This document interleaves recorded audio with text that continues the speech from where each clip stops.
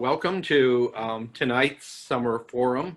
This is the third in our summer forum series on race and racial justice. I thank you for joining us. Just a reminder that at the end of the program, if you go to the bottom of the summer forum page where you are watching the video, there is a place where you can click on evaluation and fill out an evaluation for tonight's program.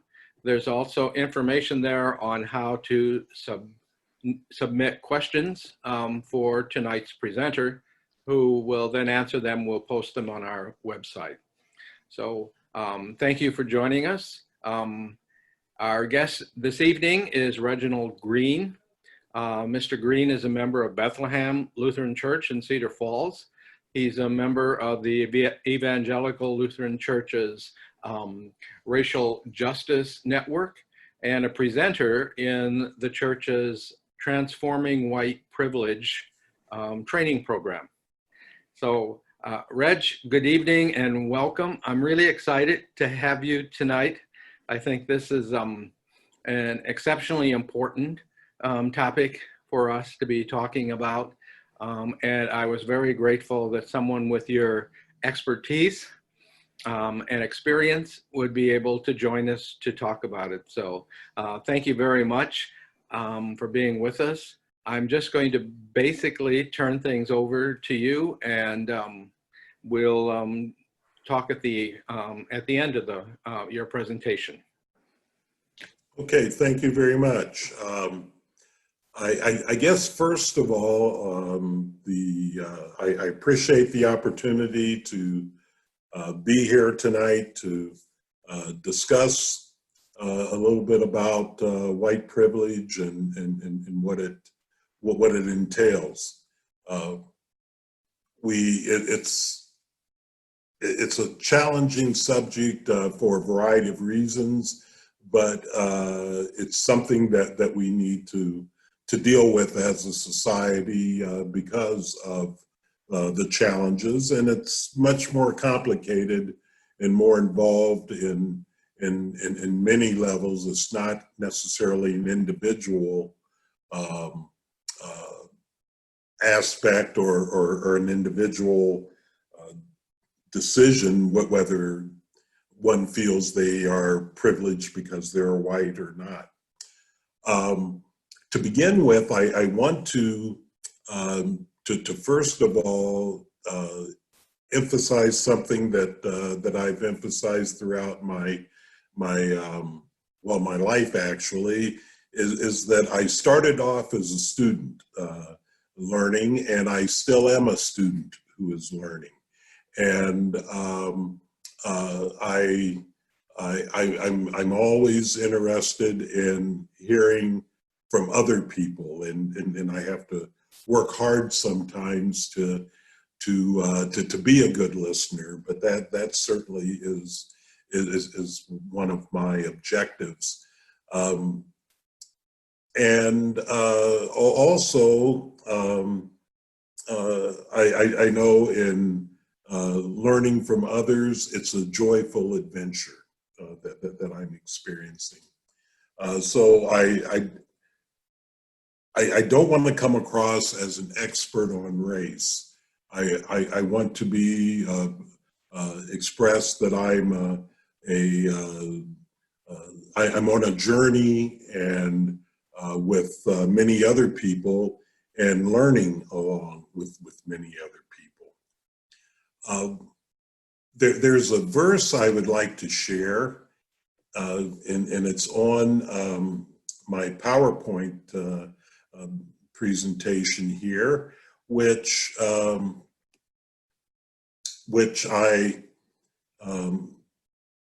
want to set the tone for what we are discussing today. A reading from James chapter 2, verses 1 through 4. My brethren, do not hold your faith in our glorious Lord Jesus Christ with an attitude of personal favoritism. For if a man comes into your assembly with a gold ring and dressed in fine clothes, and there also comes in a poor man in dirty clothes, and you pay special attention to the one who is wearing the fine clothes and say, "You sit here in a good place." And you say to the poor man, "You stand over there or sit down by my footstool." Have you not made distinctions among yourselves and become judges with evil motives?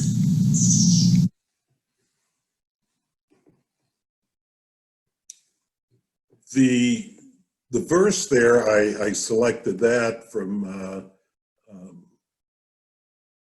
because of it's how we judge people based on their outward appearances, which is essential in our subject that we're dealing with tonight.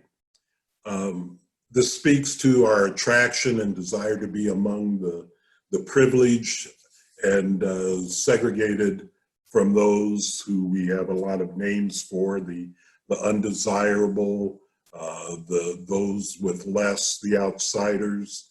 But we need to keep in mind that we're all God's children, and that also note that it's all about what's on the exterior of a person rather than the interior. I want to go back to the PowerPoint to give an outline of the three areas that I want to focus on. And let's see here. Go to the next slide.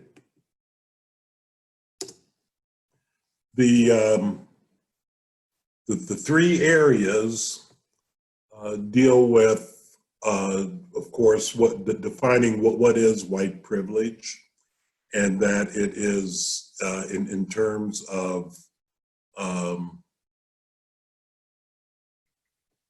the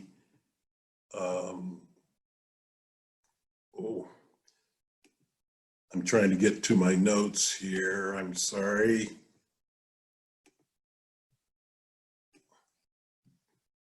Maybe I will.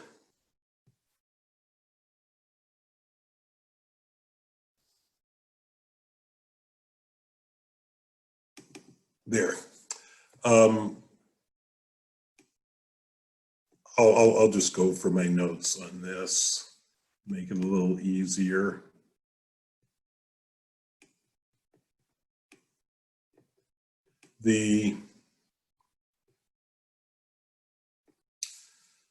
Okay, first of all, what is white privilege, and a few things dealing with the history of how we got to white privilege, and then secondly, delve into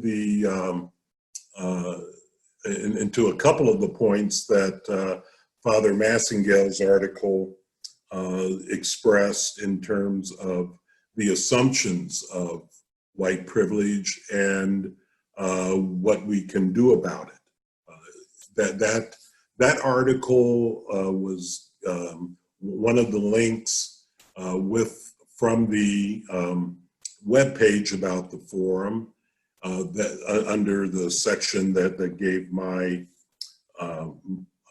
gave a little blurb on white privilege and a little background on me.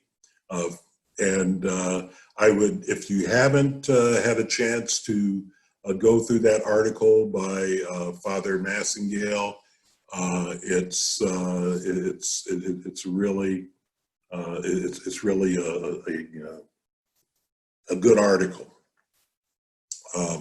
I'm giving Dave Cushing an opportunity to step in and ask any questions if there's anything that doesn't seem clear.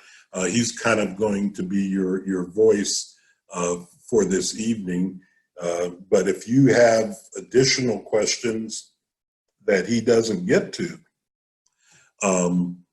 please feel free to send an email, as Dave mentioned at the beginning. and I will try to answer it or give the best explanation that I'm able to provide. The question, first of all, is what is white privilege? And to understand white privilege, first you have to understand race. As I'm sure you are all aware and know that race is not a physical, biological, or scientific concept that is supported by any reputable science. It's a system of beliefs which grants and maintains power and wealth for the creators of that system. White people, therefore, by definition, are in the circumstance of getting privileges through this system, whether they want them or not, and non-white people are excluded from access to the wealth, power, and privilege that this system affords others. The concept of race was invented a little over 500 years ago in Europe. And it kind of coincides with the time that colonialism began dividing up the third world and the new world for its, of course, wealth and dominance of people to be able to use them to build even more wealth. The colonies of the United States, it was even refined this racial system to work in its unique economic and social environment to be the foundation for where we are today. Consider the Spanish speaking countries from all over the world where Spanish is official. I think there's like 21 listed. It was fun. It happened during the so-called new or the age of discovery, when the Spanish Navy was able to travel around the world and dominate peoples of color for gaining Spanish riches. And when you think about the names that are used related to people of color, Negro and mulatto are of Spanish origin. So that further shows the influence. Fundamentally, race has been used from its inception to benefit some and disadvantage others. Hence, white privilege. From exploring the earlier colonial days here in America, the Englishmen landowners who were given their land by the English king were the people that were allowed to vote and establish policy and law and structure. When you think about even today, who grants voting rights? Well, it's the people that are already in power that have the power to say, okay, this group you can vote, this other group you cannot. We're experiencing some of that in our state with felons being able to vote. It's no matter how much they might cry and demonstrate and petition for voting rights, it's the people already in power that have the voting rights that are going to decide if and when they will have the ability to vote.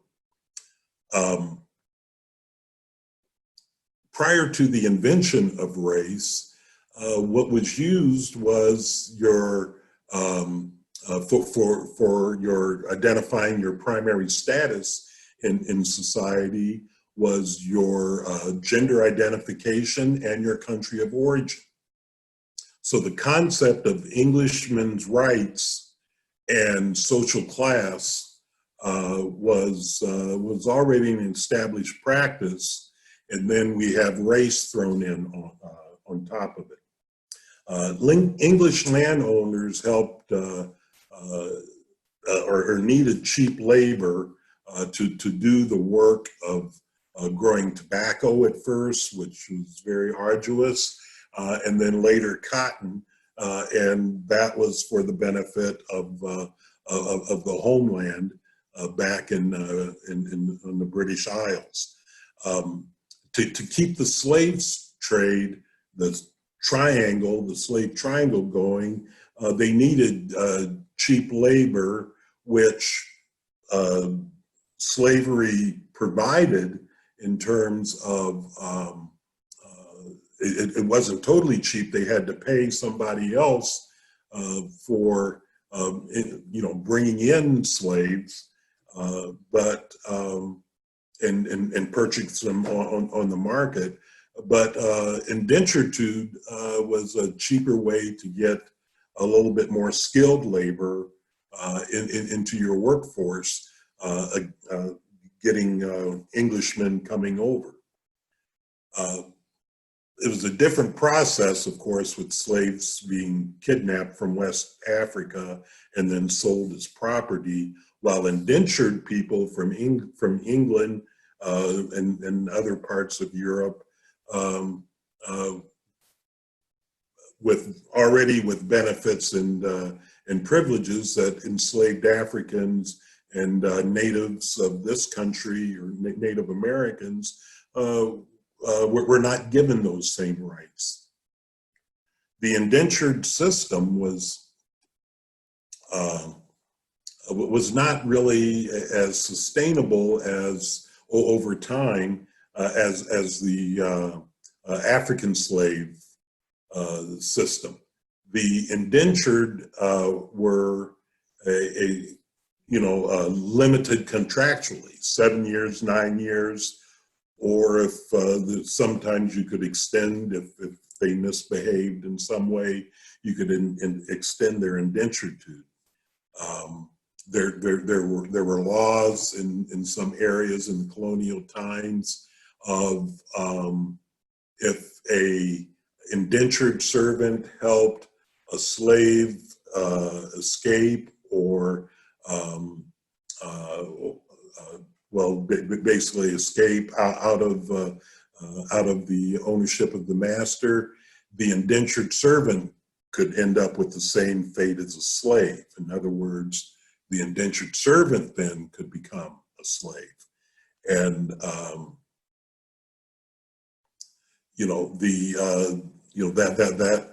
that whole process was very intimidating, because if you were a slave, you were a slave for life.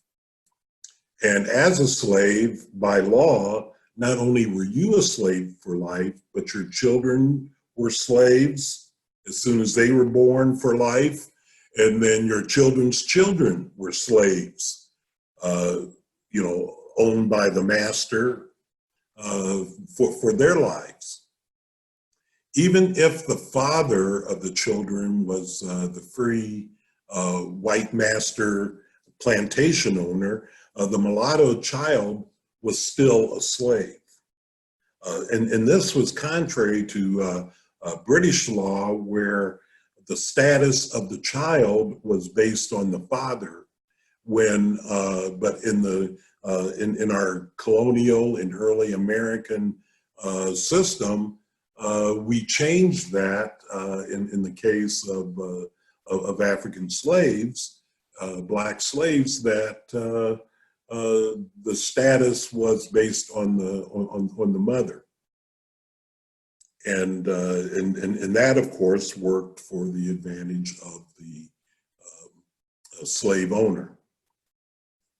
And again, who makes the laws? Who gets the benefits of the laws?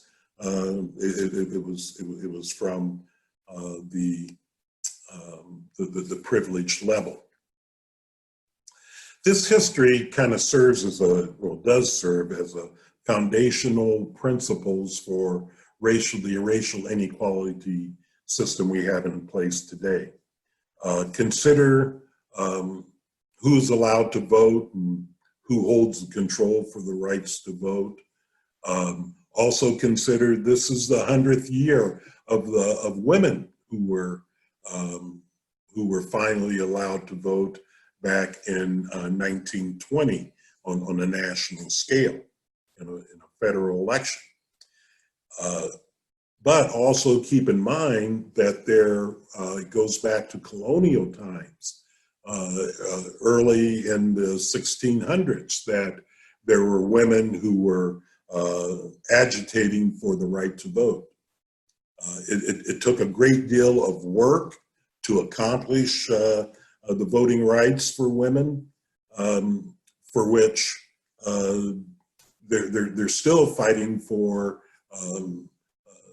equal rights as well to this day.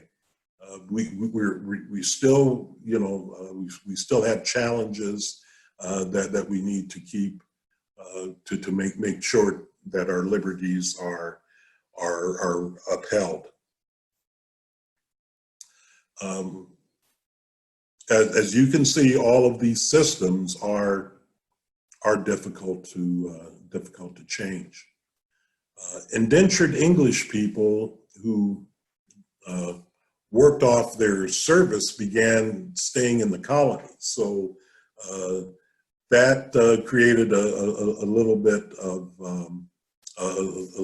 of a challenge of what to do with these people, because after they were served their indentured service, they were free. In most cases, Englishmen that had rights and privileges under customs and of course under law back in England.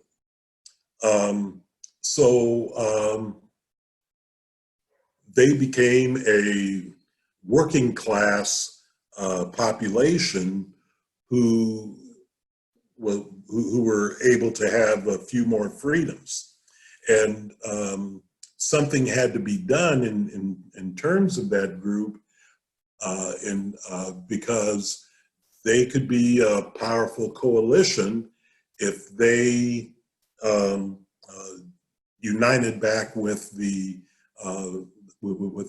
slaves and could be a threat to the English landowners. Race had been invented, as I mentioned, 500 years earlier, and whiteness then became an answer. Laws defining race and racial boundaries were established by colonial governments to limit access to social power. For example, blacks and whites were forbidden from marrying under the law, which in many states that law lasted until the 1960s. Social customs and norms and symbols soon followed to strengthen the racial boundaries. In other words, social customs, norms, and symbols are the essence of culture. Another example is that Black people by law could not sit on a jury, or in recent decades were barred by custom from serving on juries. Today, Black people can be stricken from juries. Not, it doesn't have to be revealed, but they can be stricken from the jury pool, and as it gets to the last stages under the law legally, and with no reason given. And who knows what's going on in the mind of the lawyer at that when they get to strike people from jury. again, who's making the laws and to whose advantage are those laws. I want to show a brief video by Peggy McIntosh, who is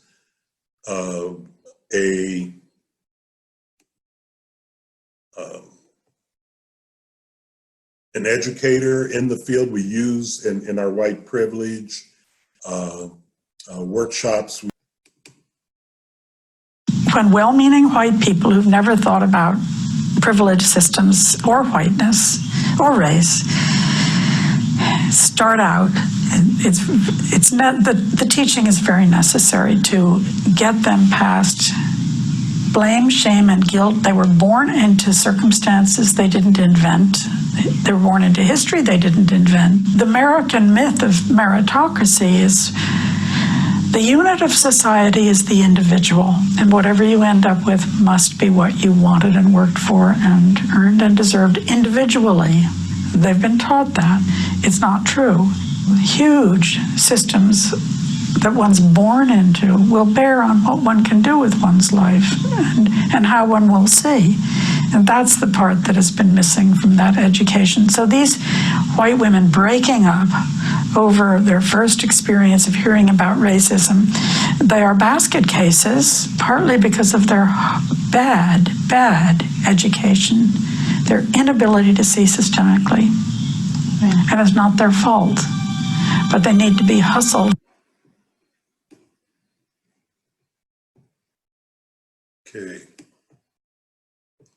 Okay,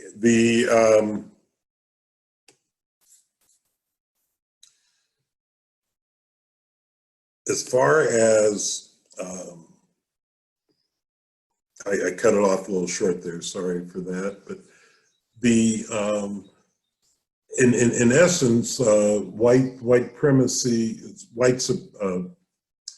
white privilege operates as a supremacy circumstance over people of color and tightly intertwined with white culture. It has evolved to be invisible because it's accepted as the norm. In many ways, the default position in our society is the white position. For example, white culture defines what is considered normal. It creates the standard for judging values. Think about whom and how these terms are defined. Good parenting, stable family, well-raised children, individual self-sufficiency, effective leadership.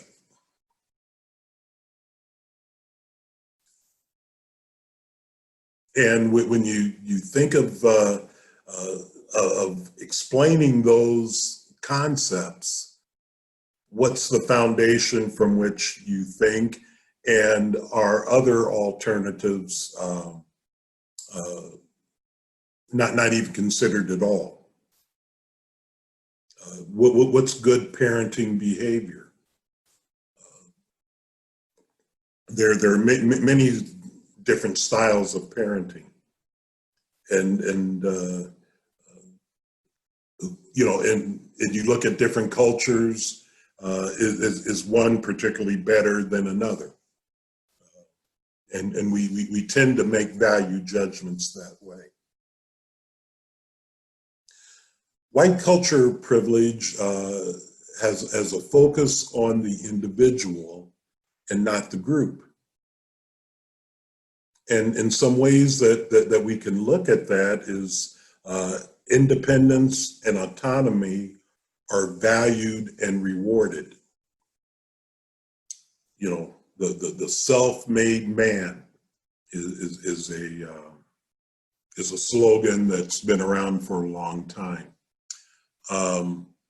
That being a independent thinker, you know, we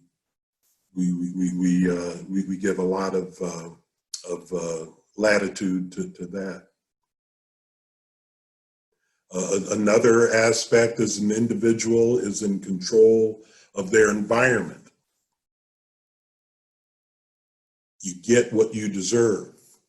With that's one of the things that Peggy McIntosh mentioned. Think about in your organization what is rewarded. Is there encouragement to complete or compete with others, with each other? Does that get rewarded if you're the winner? Or are there incentives given for the person that sells the most product for the company? You know, vacations and other rewards. Is collaborative decision making or the one authority making the decisions? Is that, which one of those two is rewarded in your organization?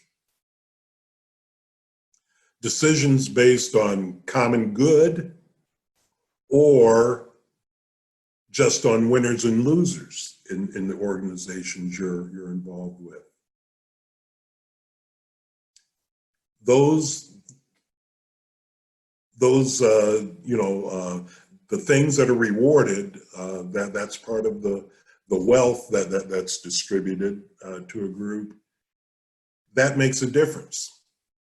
And if you think in those mindsets of winners and losers, rather than something that's going to help everybody, and you know, and everybody having to give up some of the rewards that might be out there for them, or perceived rewards, that might be part of the battle that we're having with face masks right now, and people's social distancing, because of focus on their rewards.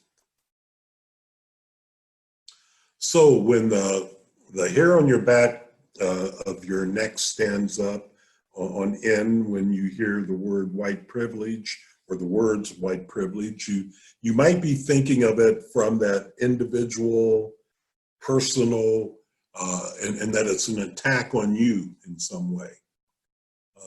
But you need to think in a more broader sense, that white privilege does benefit you know, certain individuals, but think about its strength is that it's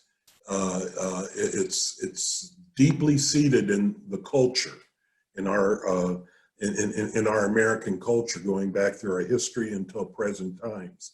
It's deeply seated in our institutions. It's deeply seated in the overall system under which we operate. And it does its work in a very subtle level. In many times, it's not always obvious, and that's part of the problem. Now, white privilege in and of itself is not bad. It's transforming white privilege, that is how racial privilege functions at all four levels, is what the key and where we need to work. The second part is delving into Father Massengill's article, and he's a professor of theological and social ethics at Fordham University, and author of Racial Justice and the Catholic Church. And he begins his article with a quote by Baldwin. And from James Baldwin, if you're familiar with him, the author and activist, social activist. And Baldwin's quote from this 1979 speech at the University of California, Berkeley: "Every white person in this country, and I do not care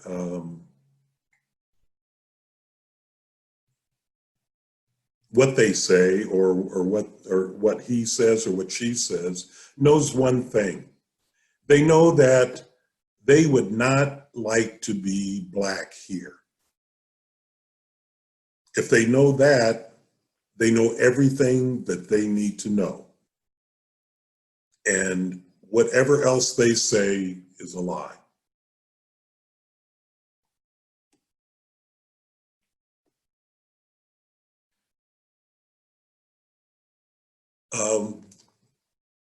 Question to ponder on that quote that he starts his article with is, as a person not of color, how do you respond to that statement? Is it your honor and privilege to be white? It appears as so. It appears so to people of color are discounted, ignored, overlooked, or ridiculed. Are you white and proud, just like James Brown song said, "Be black and proud"? Say it loud. Another thing to think about, maybe with that quote, as a white person, do you ever consider life's misfortunes do not hit me as severely as those of color, such as low wages, less wealth,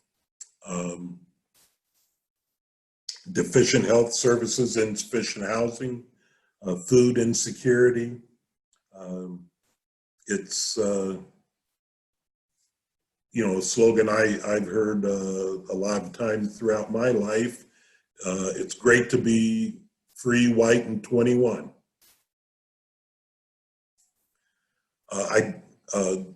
Massengale's article focuses on an incident with, ironically, two people named Cooper, but not related. A Black gentleman who's a bird watcher politely asked a woman to leash her dog. And this video that I'll show is part of her response. So let me get to that here. I'm being threatened by a man in the ramble. Please send the cops immediately. An unexpected development in the case of that white woman who was charged this week with filing a false police report, claiming she was being threatened by a Black man in Central Park 6 weeks ago. I'm going to tell them there's an African-American man threatening my life. The case.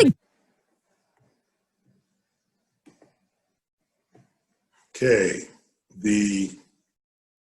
I think you've probably seen that on television, and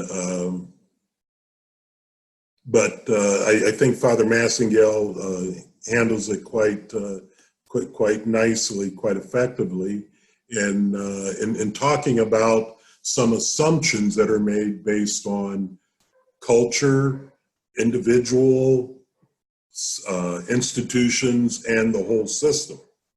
And some of the assumptions that she had that I wanted to point out is that she assumed that her lies would be more credible than his truth. Another assumption is that the police would back her. Another assumption is that her race would be an advantage and that she would be believed because she is white. And by the way, this is what we mean by white privilege in a more specific and defined way. She assumed that she could exploit deeply ingrained white fears of black man. She assumed that that the frame of the black rapist versus the white damsel in distress would be clearly understood by everyone: the police, the press, and the public. And even more significantly, she used her words in a threatening way towards him by assuming that Christian Cooper could and would understand all of those assumptions above. Massengale has a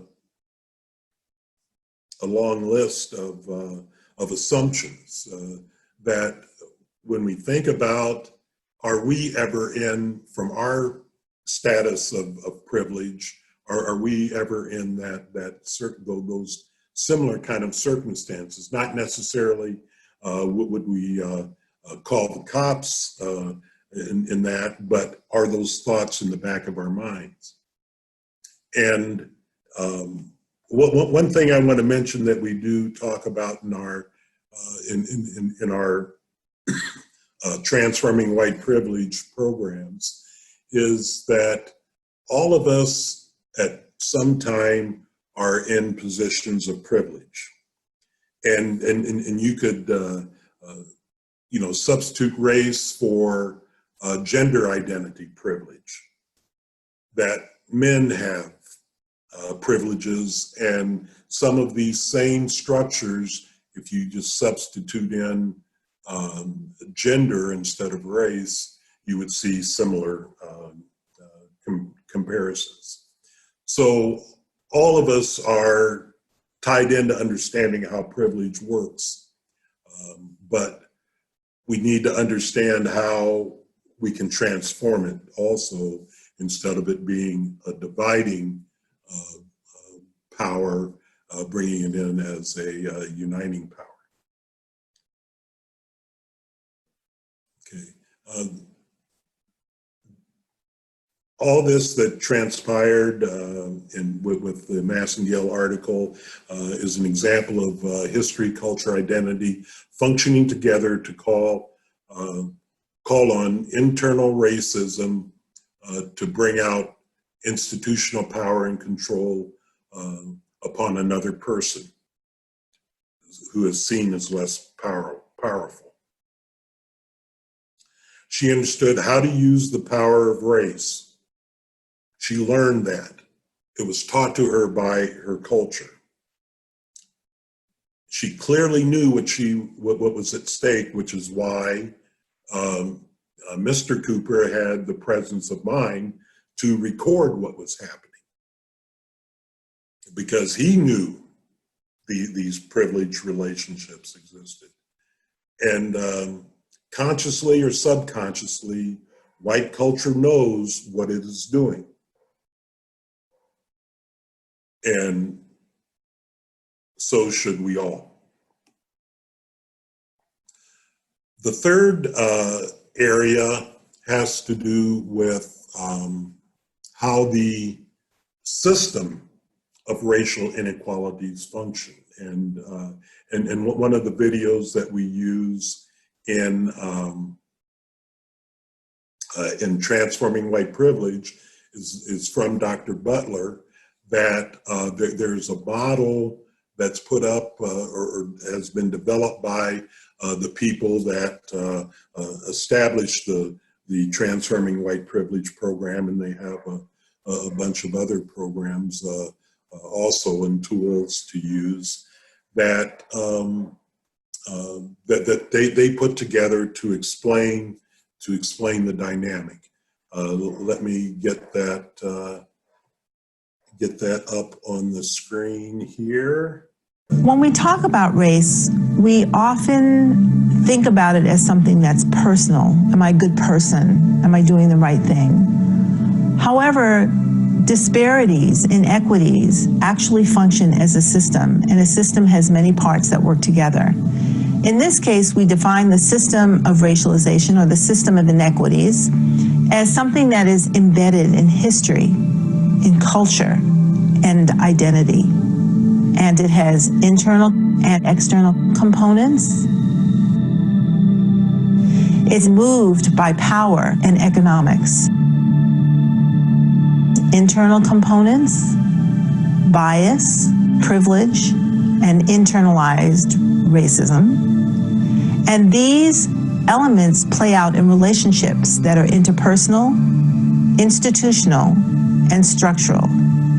What's fascinating about any system is that all of these things are happening at the same time.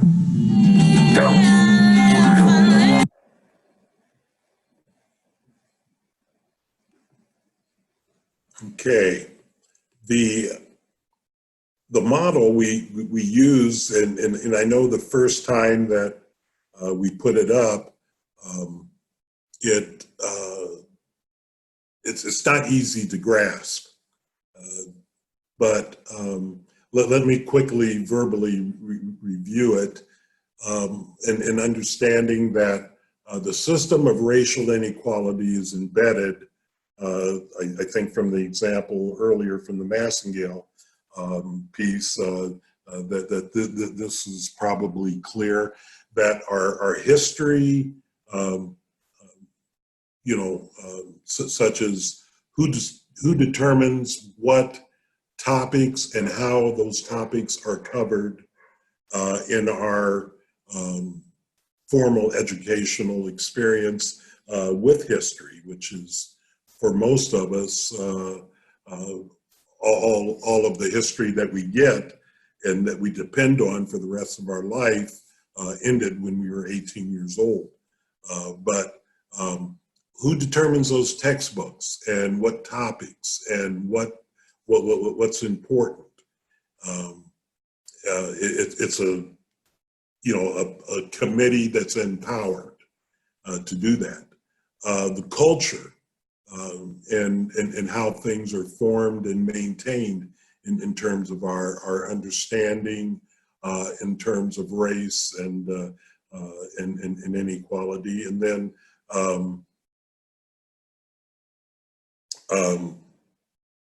our identity and how we see ourselves. And wouldn't it be interesting when we had forms that allowed you to put in your what race you are, and scientifically you're to be more correct, instead of saying black, brown, white, whatever, saying I'm a member of the human race, and to write in human. It might change how people would think of us. Certainly they would wonder about our sanity, but that's I know of people that have done that to make a point. So those three elements that we're living in, and then and that there's internal, those elements impact us internally and externally, and that's why they use the infinity symbol. At least in my mind, I'm thinking that those are continual aspects that we're flowing through daily. That's living, both living internally and externally. The nature of the components within us is a product of the components around us. And at the same time, the essence of the external components determine who we are internally.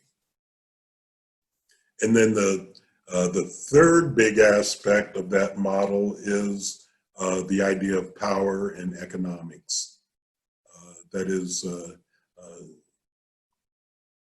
keeping, for example, we don't always think about it, but the results of keeping an abundance of wealth and power for one group and then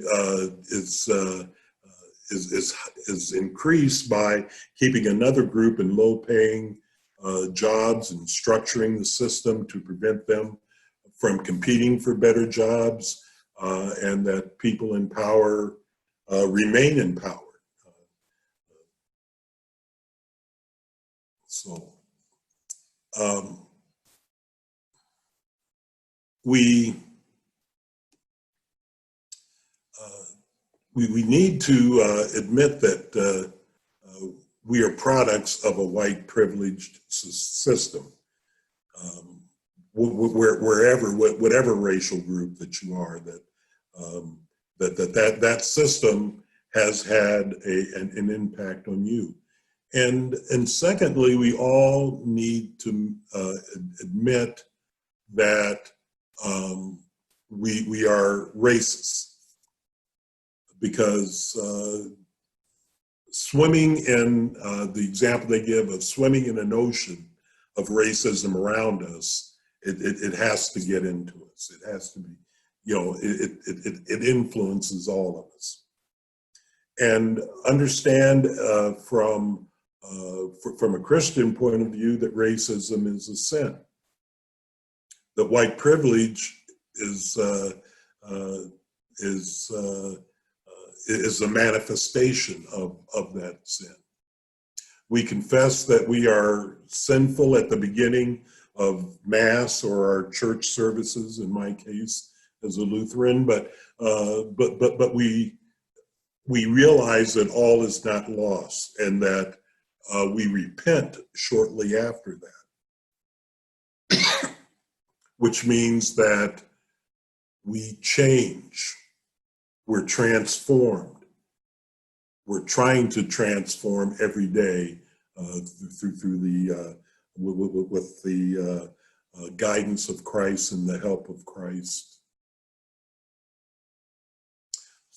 So white privilege, in summary, can it can be transformed in its four dimensions: at the individual level, at the cultural level, at the systematic level, and the institutional level. So with that, Mr. Cushing, I give it back to you for any questions that you might have, or on behalf of yourself or other people. Okay, thanks, Reg, because I appreciate the very careful and clear way that you explained white privilege, in spite of the technological challenges. And it's different. Yeah. It is a challenge to take a presentation that is really meant to be engaging with the person or people that you are talking with back and forth. So I'm really grateful you were willing to do this online, where that doesn't work very well. I did think we should point out in the case that Father Massingale was referring to, the woman in Central Park, that what sparked that was that a Black man was jogging and had asked her to observe the rule in the park that your dog should be on a leash, and hers wasn't. And so there was actually no intimidation, and she wasn't being threatened at all, other than a person of color was telling her what she should be doing, which apparently she interpreted as threatening. Thank you for that clarification. It struck me about how easily white people take advantage of the advantages of not being a person of color without even thinking about it. it's just kind of as part of what is bred into us, in the same way that I think we've heard from other presenters this summer that all of the cautions and concerns and fears that people of color have bred into them, enculturated into them by their lived experience. And the other thing that struck me in your presentation was how we use these assumptions to make value judgments, not just that a person of color is wrong, but that we, as not people of color, are automatically right. And I thought your example of how our understanding of family and what's important in family, what's important in relationships, can be different and not necessarily better at all. And to some extent, maybe the COVID pandemic has kind of illustrated some of the disadvantages or weaknesses of our every person for themselves assumption, that that's the best value to have, that's the right value to have. Now, I think I shared with you when we were talking, and I just want to share it with the folks who are listening, the experience I had not long ago that was very much like that woman in Central Park. I was in a parking lot, and when I got out of my car, apparently my door touched the car next to me. I really was not aware of that. I wasn't aware that there was even a person in that car. And so I started to walk away, and this person who was a black man jumped out and was really, really angry. Angry that I had touched his car, but even more angry that I was just going to walk away, and apparently didn't care or didn't feel responsible for what if I had done any damage to the car. So we had this kind of conversation in which I apologized for, first of all, I admitted that yes, I was going to walk away. I didn't realize he was in the car, and I couldn't see any damage. And so this went on for, a few minutes. And then finally he got back in the car, and I went into the place where I was going. And as I thought later, what would I have done if it didn't de-escalate? I frankly thought I could call the police, and my assumption was that they would side with me because I was white and he was not, because I was trying to be calm and he was angry, for many of the reasons that Father Massingale explains. And actually, it was a light bulb moment, because I am not conscious of actually thinking that way many times. But I think your presentation and using what Massingale said is really, really powerful, and I appreciate you doing that. And thank you for doing that. So, Yes, you're welcome. Do you think there's a particular way in which white Western religion or white Western churches contribute to persuading white people or encouraging white people to assume that we're right? Well, there's many subtle ways that that's reinforced. When you watch television, which many people tend to do,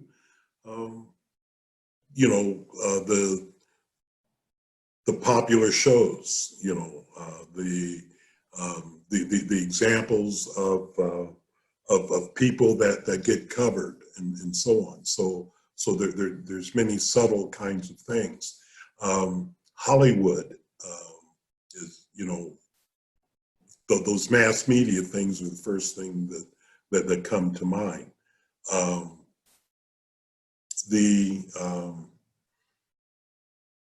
In terms of who gets, who gets the featured roles and who gets those kinds of opportunities to be before the public and be put up as an example.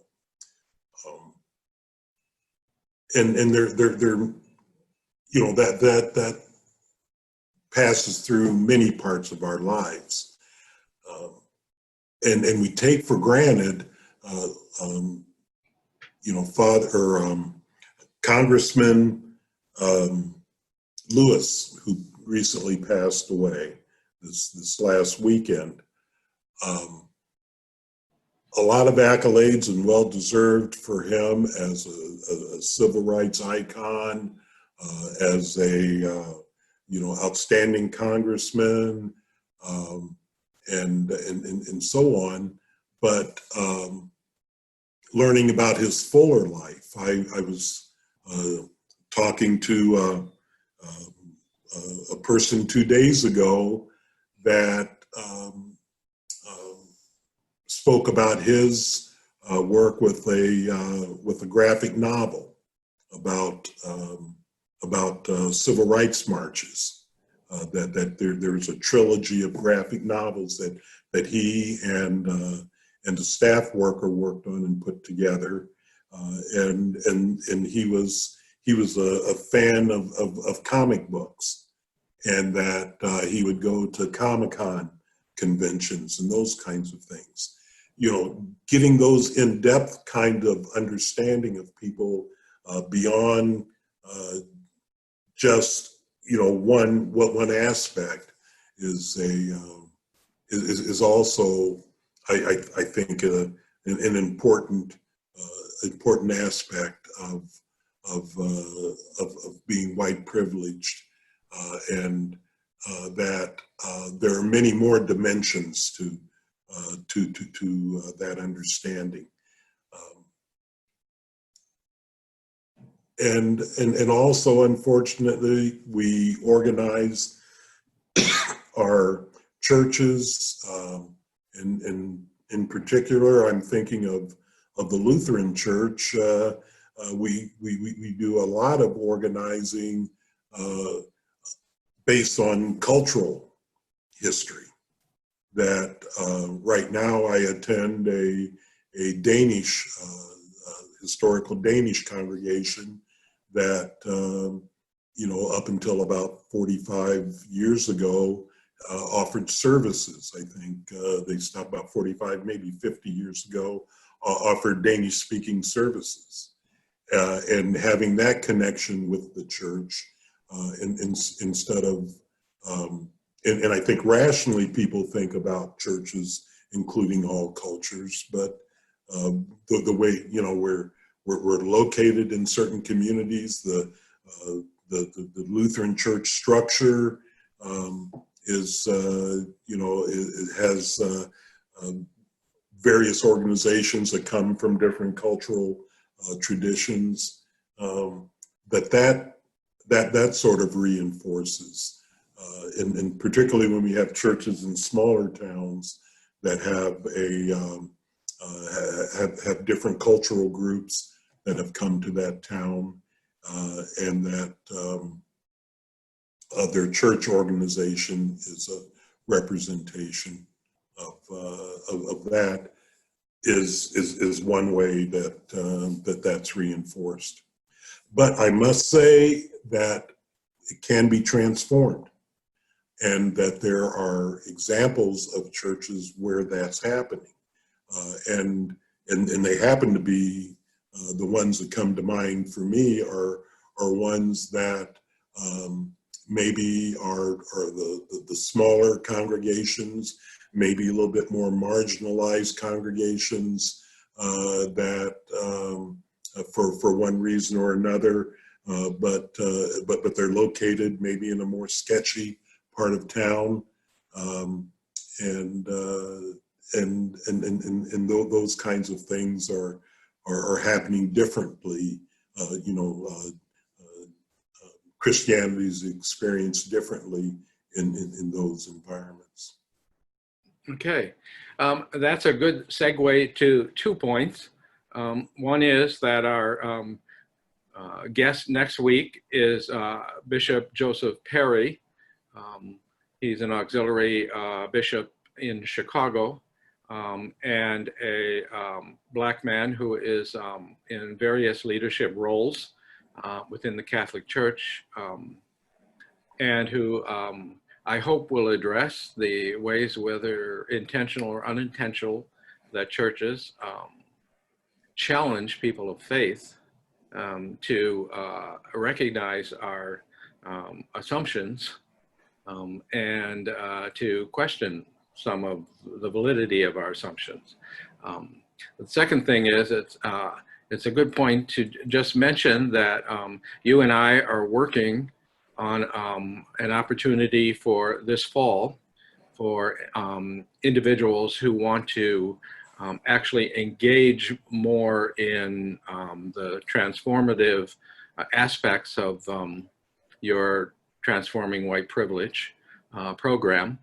And so people can be, who are interested in that, can be watching for more of the details, which we haven't worked out yet, but I'm very encouraged that we're going to be able to offer that in the fall. I also wanted to mention that revisiting Father Massengel's article, I am going to post on our website, on that Summer Forum page, kind of a checklist of the assumptions that he identified in Mrs. Cooper. It's just kind of a self-examination for white people of Right. how. Yeah, I just picked out a few of them.